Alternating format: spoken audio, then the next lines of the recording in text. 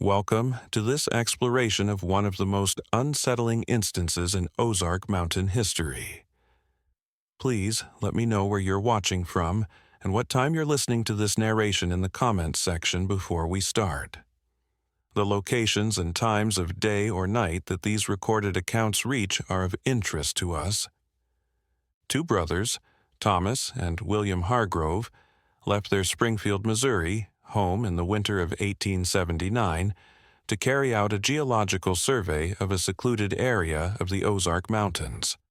3 weeks was the estimated duration of their journey. Neither came back. A succession of conflicting reports, misdirected evidence, and silences that have lasted for decades followed. The story told by the few pieces that are left is significantly more unsettling than a straightforward tale of guys going missing in the bush. Thomas Hargrove, age 32, and William Hargrove, age 28, were respected amateur geologists who had previously surveyed a number of cave systems in the area, according to county records from Greene County, Missouri. During the last year of the Civil War, Thomas worked as a cartographer for a short time, but did not witness any fighting. William had attended a St. Louis seminary before turning away from his religious interests to pursue a career in science. The remarkable efforts devoted to their investigation after their abduction may have been explained by the prominence of their father, Judge Edmund Hargrove, in Springfield society. In the Ozarks, the winter of 1879 was exceptionally severe.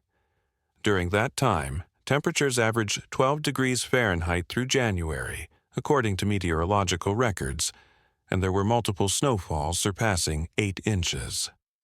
Although it was normally discouraged to travel during this season, the brothers decided to go on their journey during this time. Letters found among family documents in 1923 indicate that they thought the diminished greenery would make geological formations easier to see. On January 12, 1879, the Hargrove brothers departed Springfield and headed southeast toward the isolated Shannon County area. They took supplies such as winter apparel, stored foods, and surveying equipment for around a month.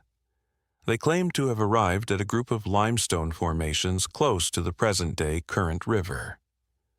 According to Elijah Morton, a stagecoach driver, they were dropped off in the tiny community of Eminence, from which they intended to walk. This was the last time anyone outside the mountains had seen the brothers. According to Morton's April 3, 1879, statement to county officials, the brothers were well-educated gentlemen who were prepared for their expedition but possibly overconfident in their skills.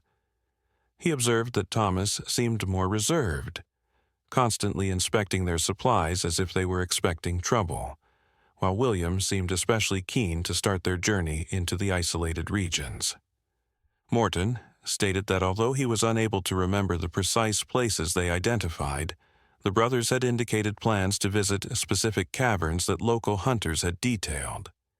January's average temperature was 12 degrees Fahrenheit.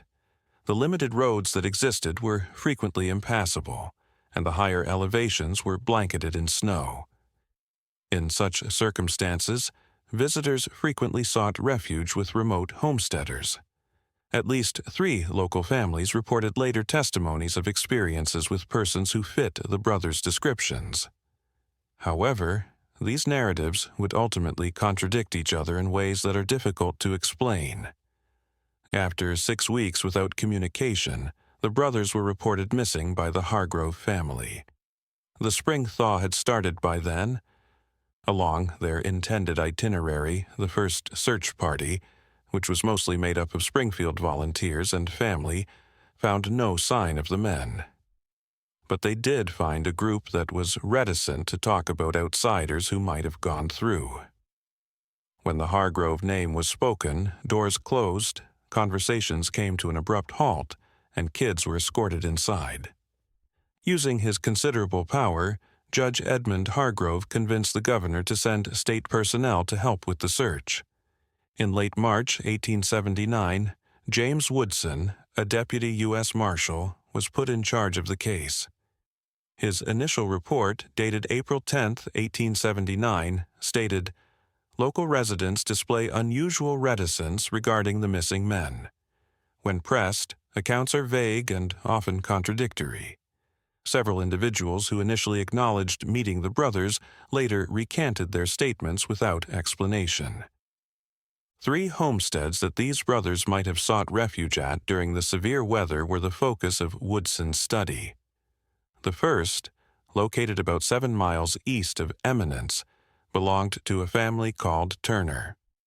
The Turners said they had taken the boys in for one night in the middle of January, feeding them and letting them sleep in their barn. The men departed at dawn, they said, moving toward the Current River in a southeasterly direction. Jeremiah Holloway owned the second property, which was situated about 12 miles from Eminence in a remote depression. Holloway denied ever seeing the Hargrove brothers when he was first questioned. Holloway changed his claim after Woodson provided proof to the contrary, including a ripped page from a geological notebook discovered on a track going to his land. He asserted that although the brothers had come to his house and stayed for 3 days during a snowfall, they had left in good health and headed east toward the river. The third property, owned by the Reed family, was located close to a limestone formation that the brothers had described in earlier letters. Despite evidence that someone had recently investigated cave passages on their property, the Reeds insisted they had never seen the missing men. Upon attempting to investigate these tunnels, Woodson discovered that the entrances had been purposefully demolished using explosives, purportedly because of worries about animals slipping in. The only remnants are an incomplete journal that was found in 1891, testimony from a confession made on a deathbed in 1907, and a number of odd discoveries made in 1952 while building a road. When taken as a whole, they point to a destiny for the Hargrove brothers that transcends a straightforward forest tragedy. They allude to something that the people of 3 counties apparently plan to conceal along with the proof. The Hargrove brothers most likely fell lost in the wilderness and perished from exposure, according to the official report submitted by the Shannon County Sheriff in April 1879. No bodies were ever found. As we shall see, the case was formally concluded in 1880, but it was only the start of a much worse tale. Isolation created a unique kind of darkness in the Ozarks in 1879. Homesteads might be separated by miles and only connected by rudimentary trails that wound through thickets. For years, numerous families had resided in the same hollows, forming loyalties and traditions that were unknown to outsiders. Even though the Civil War had only been over for 14 years, the region was still divided. As a border state, Missouri had neighbors who frequently fought on opposing sides. Some resentments never went away, and some wounds never healed. During the battle, the Hargrove family itself had Northern sympathies. Following the removal of the previous judge, who was a Confederate sympathizer, Judge Edmund Hargrove had been appointed to the post. This seemingly unimportant aspect will eventually become important in understanding how his sons were treated in some areas. The Hargrove brothers came into the world as well-educated men from a family that was comparatively successful. Ahobo William had worked as an apprentice for a surveyor in Kansas City, while Thomas had attended a St. Louis university for a limited period of time. Although their interest in geology was sincere, records found decades later indicate they might have had another goal in mind: evaluating mineral reserves for possible mining projects. We have reason to believe that certain materials of considerable industrial value may be present in quantity sufficient to warrant investment. Thomas wrote to their father on December 28, 1878, about potential opportunities that our Eastern associates would find most promising should our suspicions regarding the limestone formations prove correct. This suggests the brothers may have been acting as advanced scouts for mining interests, a role that would have made them unwelcome in communities that were fiercely protective of their land. The letter was found among family papers in 1923. There were many land disputes in the Ozarks after the Civil War, and outside parties frequently tried to assert their claims through legal means that the locals viewed as invalid. The brothers kept detailed records of their earlier travels. The pieces that have been recovered from their last voyage start off rather normally. From January 13th to January 18th, entries describe local wildlife encounters, weather, and topographical aspects. The tone then changes. The initials J.H. are assumed to refer to Jeremiah Holloway, whose property was in the area described. An entry dated January 20th states, "Only strange lights on ridge to north. W wishes to investigate." I disagree. January 21st, met J.H. at Creek Crossing. Invited to shelter at his homestead due to approaching storm.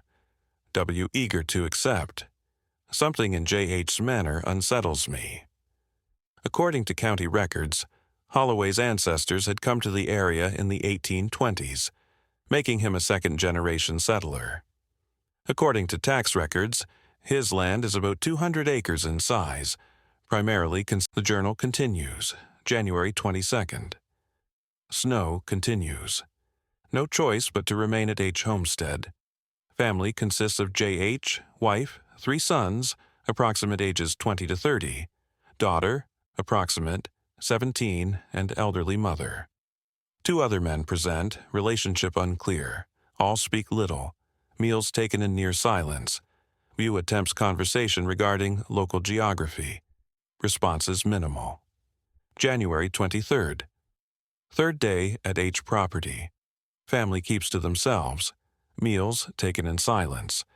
W speaking privately with J.H. about local formations. They disappear for hours. W refuses to share what they discuss. January 24th. Snow diminishing. Suggested departure tomorrow. W insists we remain another day. Claims J.H. to show him something of extraordinary significance regarding our survey. Growing uneasy about extended stay. Family watches constantly. January 25th. W returned late from expedition with J.H., excited but evasive about what they found. Whispered only that it changes everything about our understanding of this region.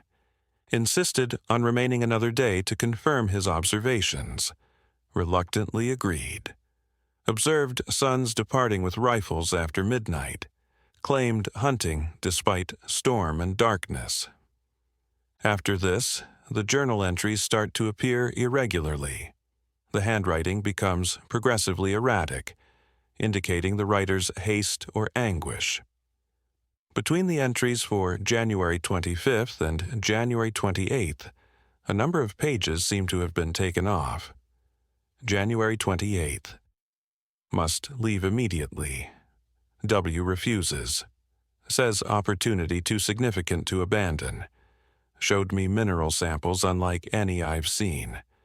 Claims vast deposit beneath Eastern Ridge. Value incalculable if his assessment correct. But something wrong here, Holloway family behavior increasingly strange. Daughter warned me when others not present. Said simply, "You shouldn't have come here. No one leaves the hollow once they've seen."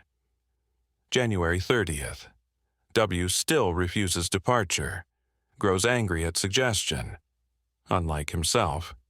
Spends all day with J.H. and sons discussing terms for something. Claim they're negotiating access rights to land. Makes no sense. Caught youngest son watching me through window while pretending to repair frame. Something in cellar sounds at night. February 1st. W now avoiding me. Speaks cryptically of arrangement with Holloways. Claims will be wealthy beyond imagination. Tried to examine samples he collected. W became enraged. Physical altercation. Never known him to behave thus. Observed unusual scars on J.H.'s forearms during dinner. Ritualistic pattern. Other family members keep arms covered despite heat from fireplace. February 2nd. They are not who they claim. The seller. God help us if what I suspect is true. This final entry ends abruptly, as though the writer was interrupted. Only pieces of paper were still bound to the journal, while the remaining pages had been ripped out. When a hunter discovered a worn leather satchel stuck in a rock crevice close to the current river, about 15 miles from the Holloway homestead, these pieces came to light in 1891. A damaged compass, a comprehensive map of the area with many spots indicated in red ink, and the partial journal were all in the bag. Official accounts state that when officials tried to look into these places, they discovered nothing out of the ordinary. The recovered materials noticeably lack any trace of the mineral samples that reportedly so captivated William Hargrove. The satchel and its surroundings did not contain any geological specimens. If such samples were available, they were either seized by someone else or stayed in William's hands. Samuel Tate, the hunter who found the bag, informed the county sheriff of his discovery. In March 12, 1891, the Springfield Weekly Republican reported that Tate had discovered the satchel wedged tight between rocks, as if placed there deliberately rather than dropped. He noted that the contents were relatively well preserved despite years of exposure to the elements, shielded by the leather exterior and the sheltered location. The majority of the material would have been lost by the time the Hargrove family demanded a more extensive probe. Local officials showed little desire to restart a case that had been closed for more than 10 years. After being put aside, the journal finally found its way to the archives of the Missouri Historical Society, where it was mostly forgotten until 1952. What transpired between February 2nd and the Hargrove brothers' reported disappearance? Why did locals appear so hesitant to talk about them? Just a few decades later, the answers would start to come to light through a string of coincidences and deathbed admissions that build a picture that is considerably more troubling than mere mishap. A guy called Ezekiel Collins was in a Springfield hospital in 1907 near death. In his final confession, which was recorded by a Methodist clergyman by the name of Reverend Joseph Miller, Collins stated that he had been a member of a gang that dealt with the Hargrove brothers during the winter of 1879. The Holloways were among the Shannon County families Collins had worked as a hired hand for as a young man. His confession claims that he saw the fallout from what he called frontier justice. The following is from Miller's written version of the confession, which was found in 1964 among church documents. Collins talked laboriously, his breath catching. He said he was working at the Holloway farm in the winter of 1879 when two guys from Springfield came to take refuge from a storm.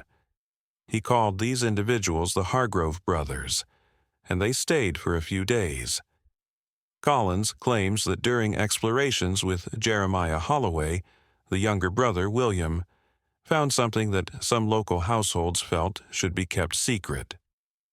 Collins made little mention of specifics, referring simply to the ways of the Hollow people and practices from the old country that Christian men wouldn't abide. Collins explained how William Hargrove, without realizing that his enthusiasm risked key agreements among local families, grew more and more thrilled about mineral riches he thought he had discovered.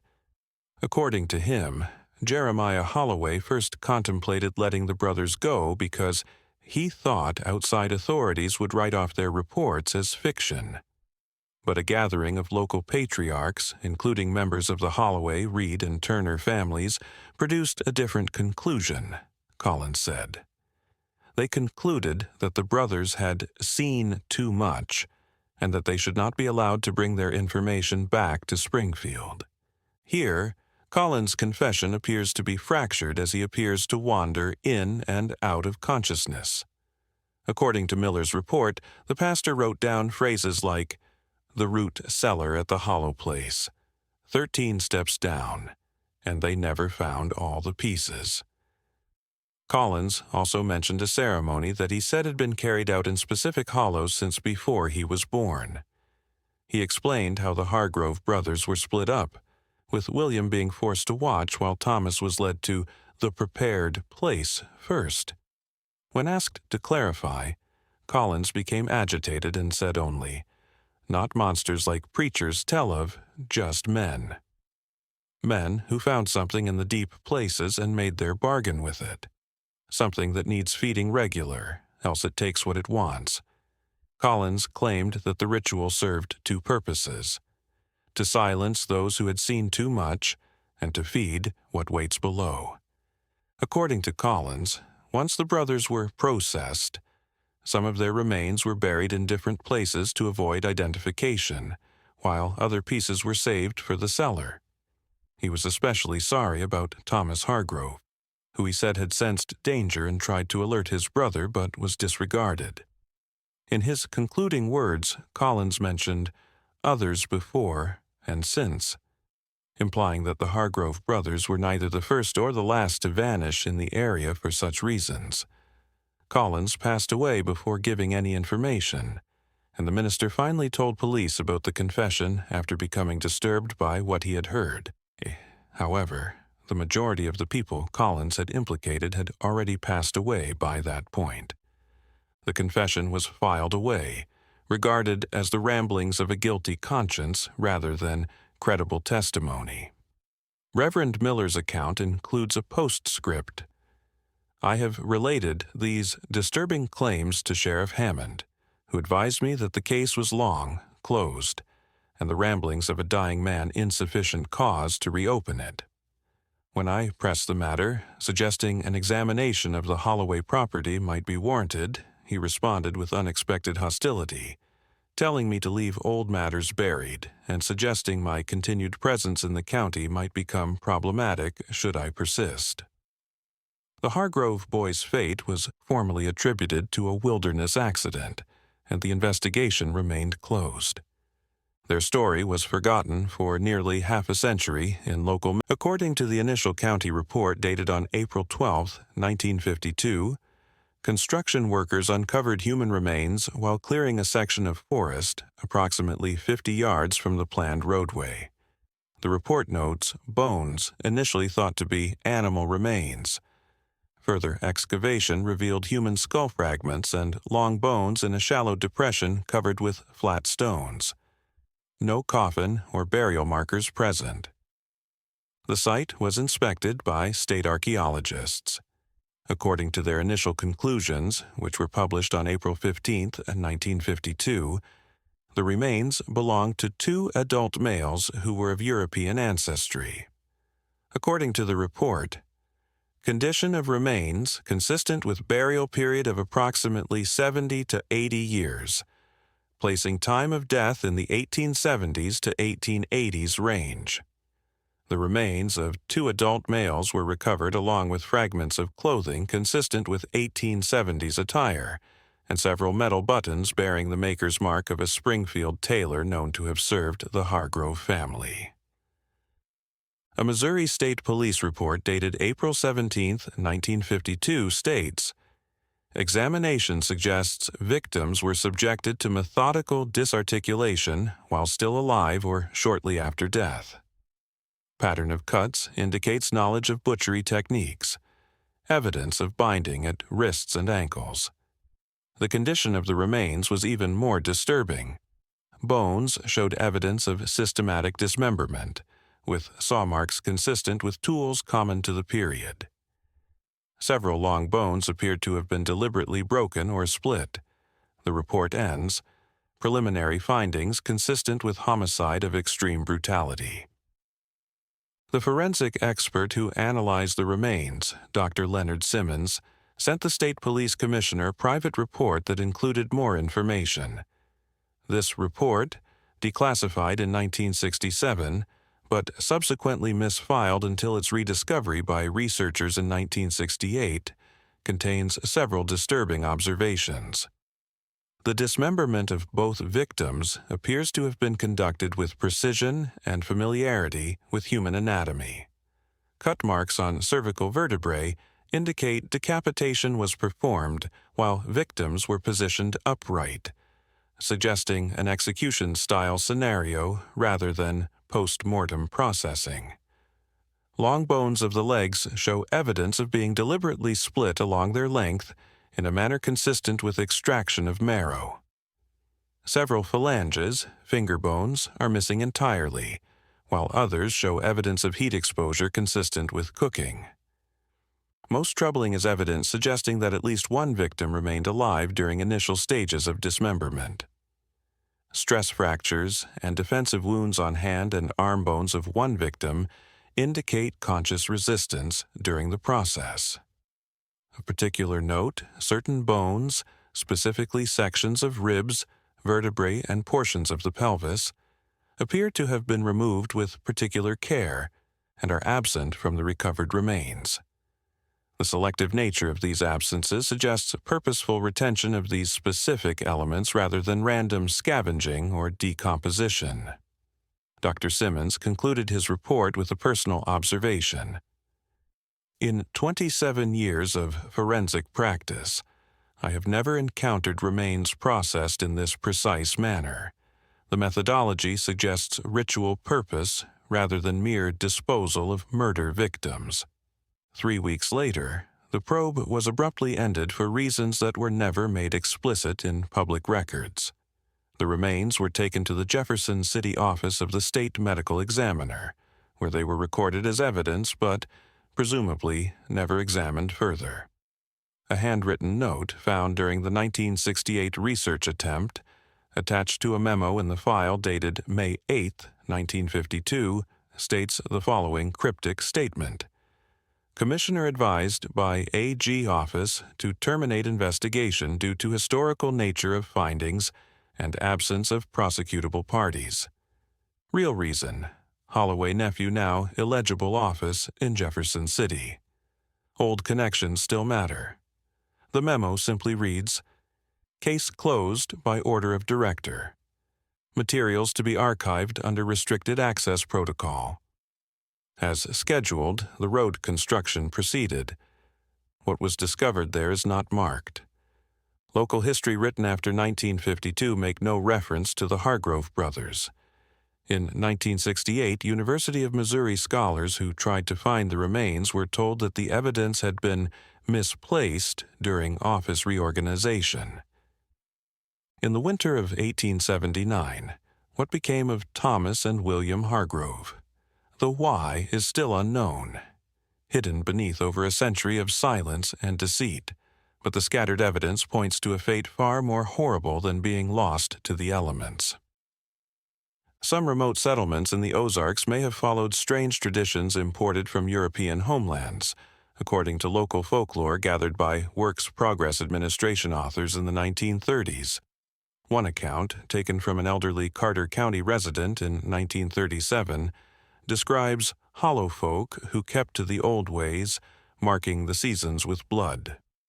The informant, who was only identified as Mrs. L., stated that her grandmother had warned her not to go into certain hollows, especially when the moon is dark or the hunger time comes in late winter.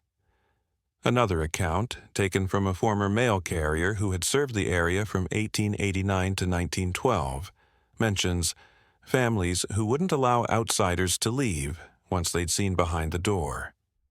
He explained that some deliveries were always picked up at property boundaries, and that residents wouldn't let visitors past designated points.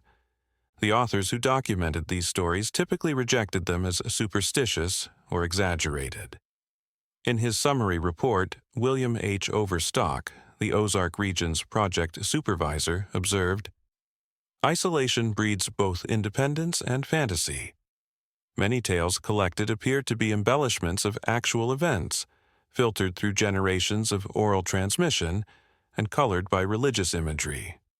However, when these accounts are analyzed collectively, some characteristics become apparent. Late winter hunger times are mentioned several times. Accounts of the deep places and what resides there reverberate among people who don't seem to be related to each other. Decades of gathered folklore have consistently sent warnings against particular hollows and features. What could the Hargrove brothers have found on their journey? They would have encountered isolated homesteads that are rarely visited by outsiders as a result of their geological explorations.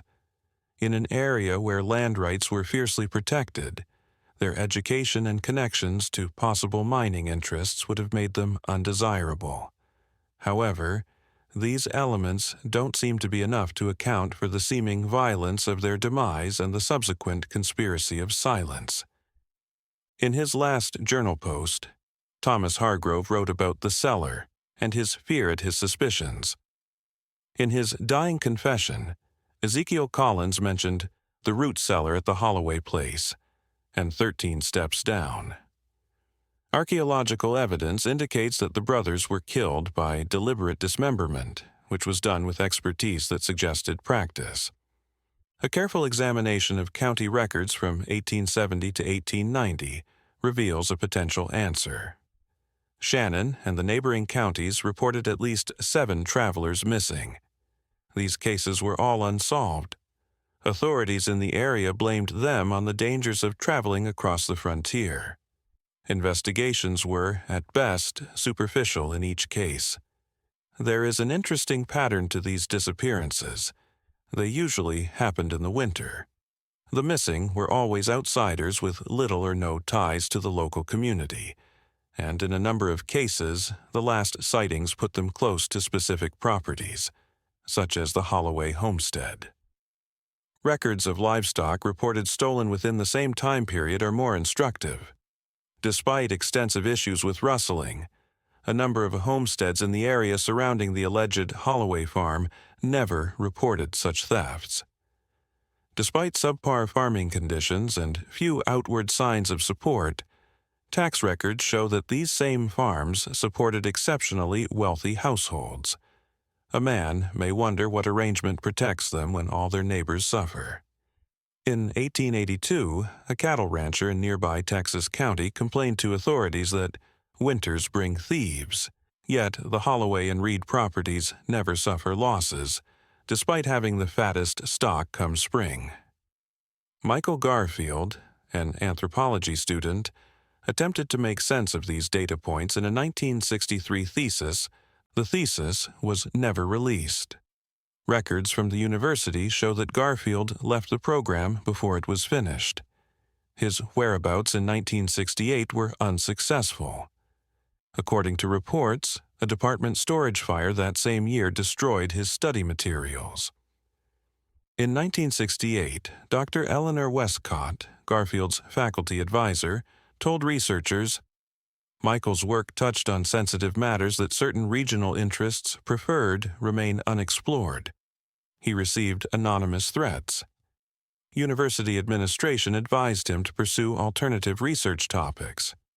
When he refused, his funding was mysteriously withdrawn. I advised him to distance himself from the project for his own safety." When asked about the specifics of the sensitive matters mentioned, Dr. Westcott simply said, "There are practices that occurred in isolated communities during desperate times that modern sensibilities prefer not to acknowledge." Michael found evidence suggesting such practices became systematized in certain hollows, continuing long after necessity might have justified them. According to additional study, Garfield's studies had inspired him to investigate links between specific Ozark families and European areas linked to historical reports of cannibalism in times of hunger. Retrieving some of his notes from a colleague who had preserved copies, he mentions cultural memories of survival strategies transmitted through generations, and ritualized predation justified through belief systems that designated outsiders as acceptable sources of sustenance. All that's left are questions with no clear answers. In the remote hollows, did the Hargrove brothers discover a sinister ritual? Did their geological expertise take them to locations that others shunned? Was it an isolated episode resulting from fear of strangers displaying excessive interest in local land, or was their demise a part of a larger pattern of predation?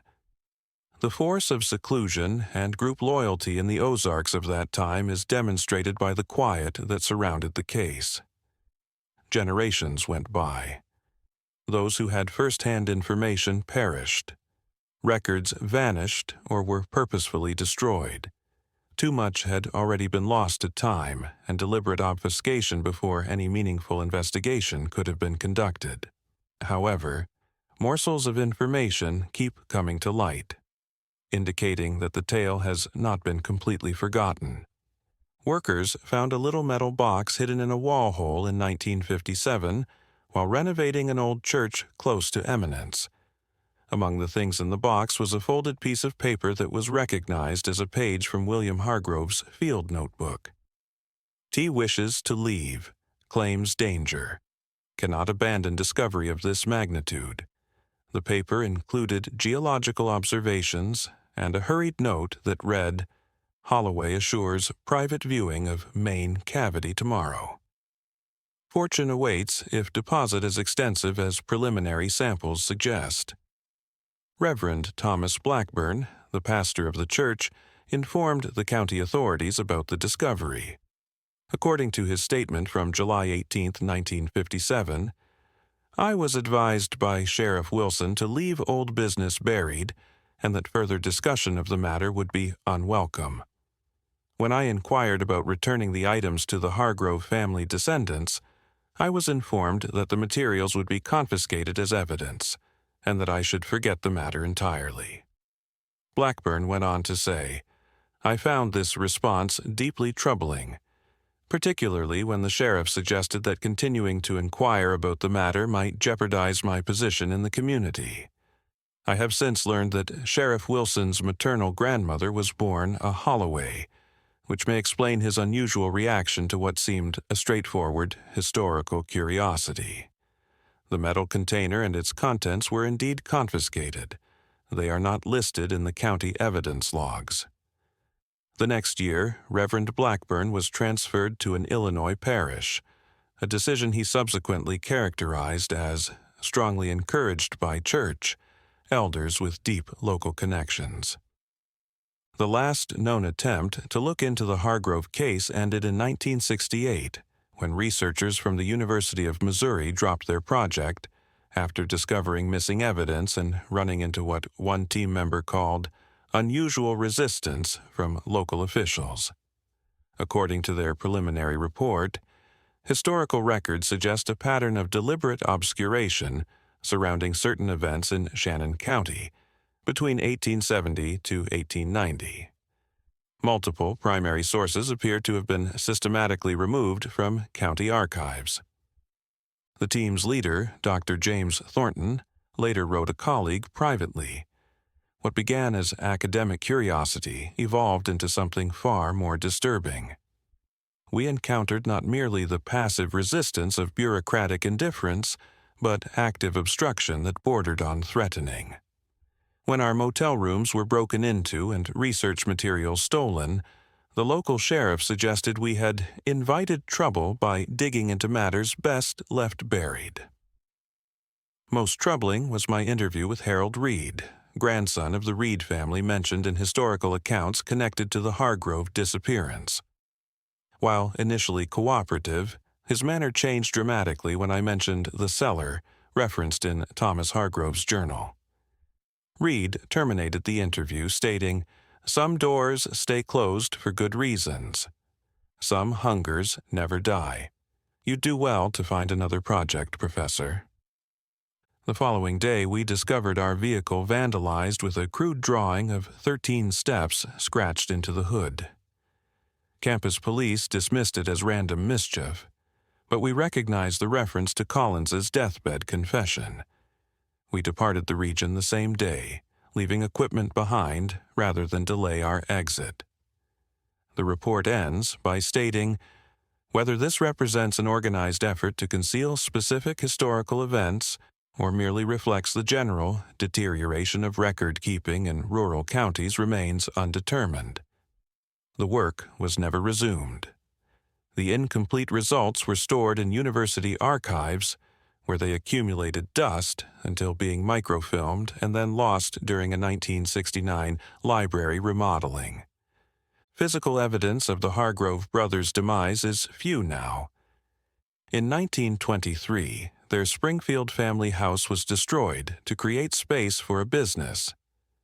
Today, the location where their remains were found lies under Highway 19. If it was the H, then it was the Holloway homestead. The precise location of the property recorded in Thomas Hargrove's notebook has long since been forgotten and is now in the forest. However, some abnormalities still exist in the area.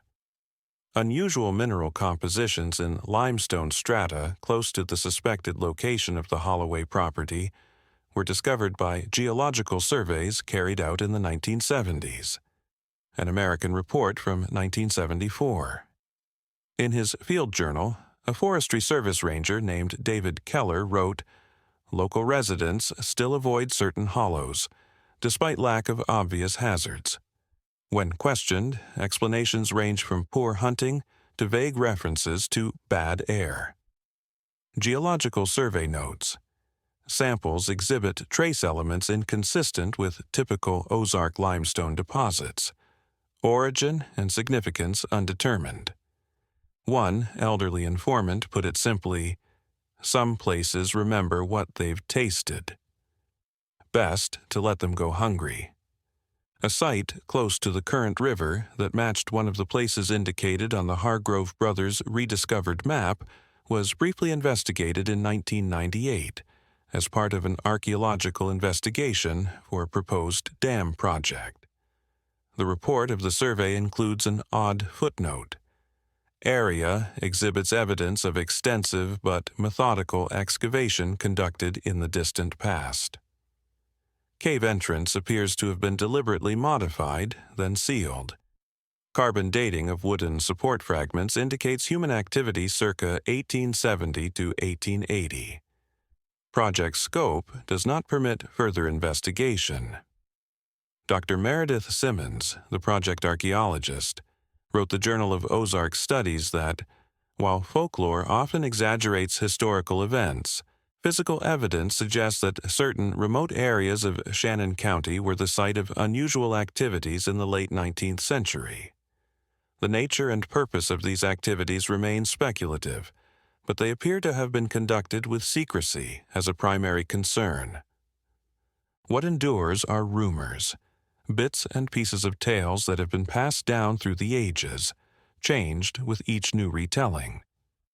There are still locations in the Ozarks where it is not recommended for strangers to go after dark.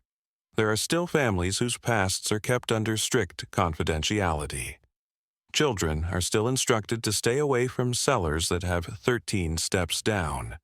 Some older locals continue to use the term Hargrove winter to refer to very harsh seasons, according to a folklorist who did fieldwork in the area in the early 2000s. Even if they had just used the term, informants usually changed the topic or professed ignorance when asked where it came from. What is unknown about the Hargrove case may be more unsettling than what is known. The pieces that have come to light depict systematic violence and covert community cooperation.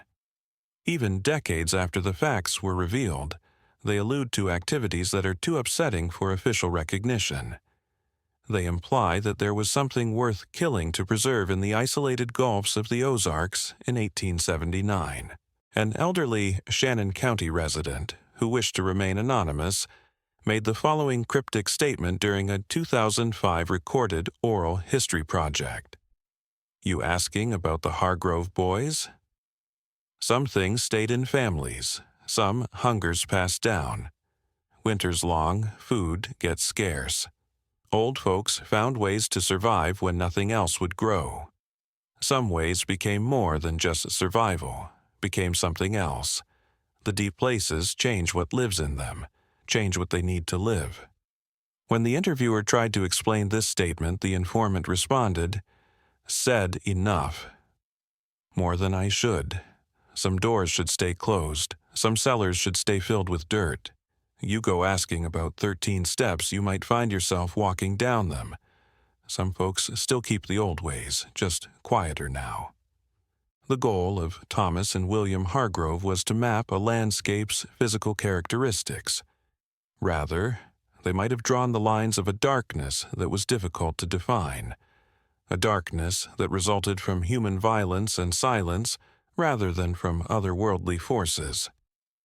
Their disappearance offers insight into elements of frontier isolation that history has mostly chosen to ignore, rather than just being a historical mystery. The Hargrove brothers are still listed as wilderness misadventure victims in the official record. Layers of time, intentional obfuscation, and generations of complicit quiet have obscured their true fate. Even while we will never know everything that transpired during those winter weeks in 1879, the pieces that are left tell us something about the darkness that may develop in remote areas and the extent to which communities will go to keep their secrets safe. When a concealed room inside a wall was discovered during renovations of the Shannon County Courthouse in 2008, the last unsettling piece of the puzzle came to light. There was a metal lockbox with a number of items inside: a silver pocket watch bearing the initials TH, a folded map with markings reminiscent of Thomas Hargrove's surveying style, and, most importantly, a leather-bound journal that was recognized as belonging to Deputy Marshal James Woodson, the official who looked into the brothers' 1879 death. Entries in the journal, which is currently housed in the archives of the Missouri State Historical Society, starkly deviate from Woodson's official findings. On April 22, 1879, Woodson wrote, "What I have discovered in these hollows exceeds the boundaries of civilized comprehension. The Hargrove brothers were not merely killed, they were processed in a manner suggesting routine practice. Evidence indicates similar fates for at least 5 other travelers over preceding winters." Woodson went on to say, "The cellar beneath the Holloway property contains implements of butchery and preserved remains that can only be described as a larder of human harvest. The 13 steps descending to this chamber might well be steps into a hell of human making." Most disturbing is Woodson's description of a meeting with county officials shortly after he discovered it. Presented findings to Judge Carver and Sheriff Mills. Expected immediate action. Instead, received proposal. Investigation to be terminated. Record sealed. My silence purchased with combination of threat and bribe. When I protested, Judge Carver explained matter with chilling clarity. This practice extends beyond the Holloways. Certain winters leave few choices. Some families found a way to survive. That way became tradition. Then something deeper. Half the county's founding families have cellars with 13 steps. You would have me put them all on trial? Woodson's final entry, dated April 24, 1879. I have accepted their terms, God forgive me. 20 acres of prime land near Springfield and assurance of advancement to federal marshal within 2 years. In exchange, my report will cite wilderness mishap as probable cause of disappearance. Certain evidence collected will be surrendered for destruction. I tell myself this is pragmatism, not cowardice. These practices, however abhorrent, appear to be waning with improved transportation and less severe isolation. A public reckoning would devastate communities for sins perhaps better left to divine judgment.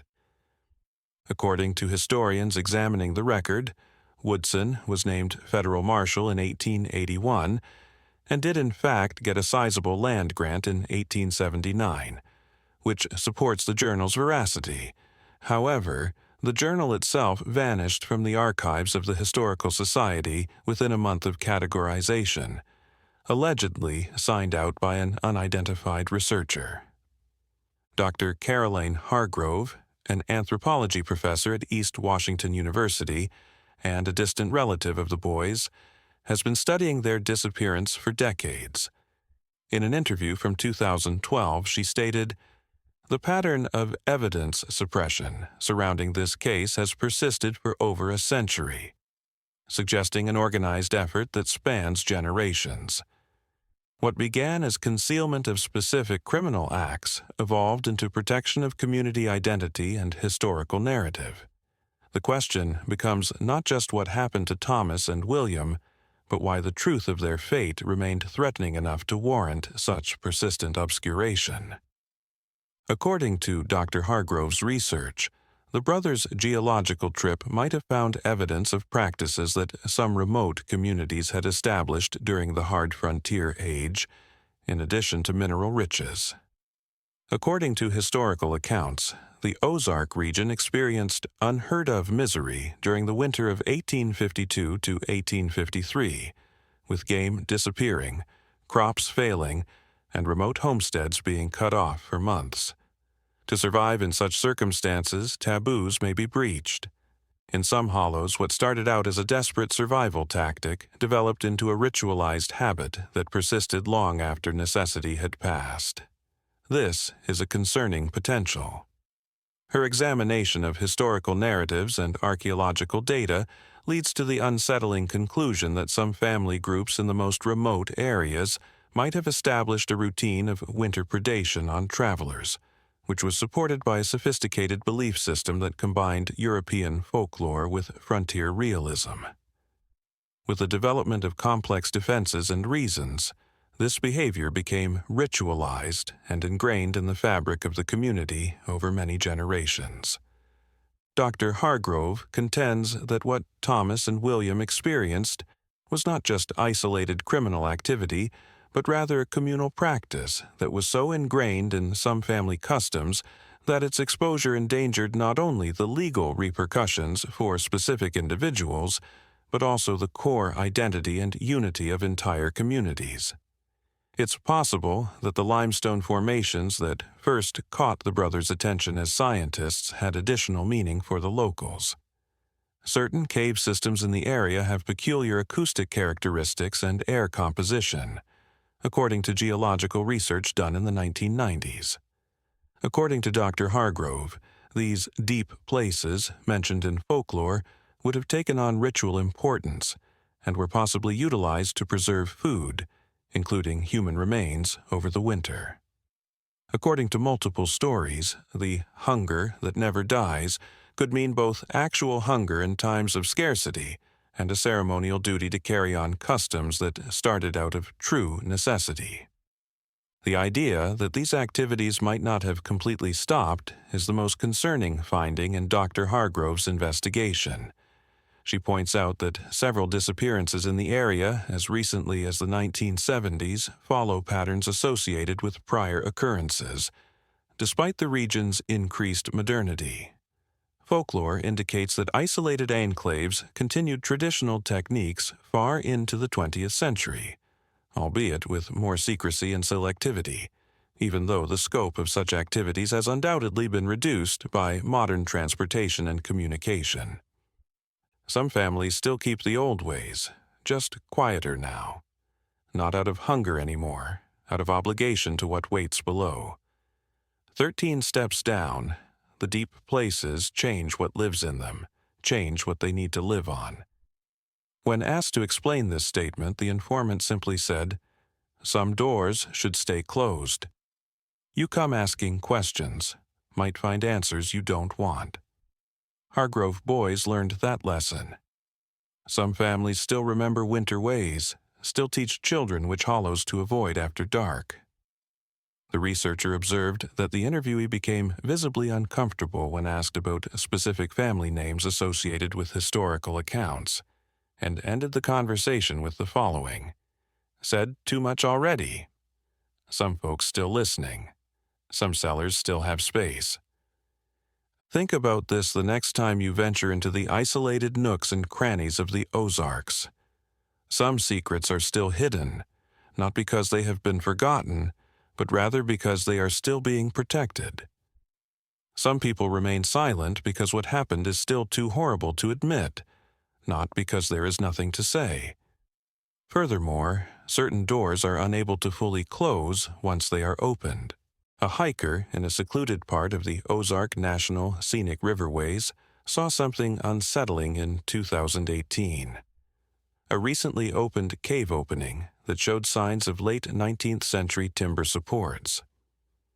Inside, archaeologists discovered 13 niches carved into the rock walls surrounding a room that looked like a stone table with drainage canals.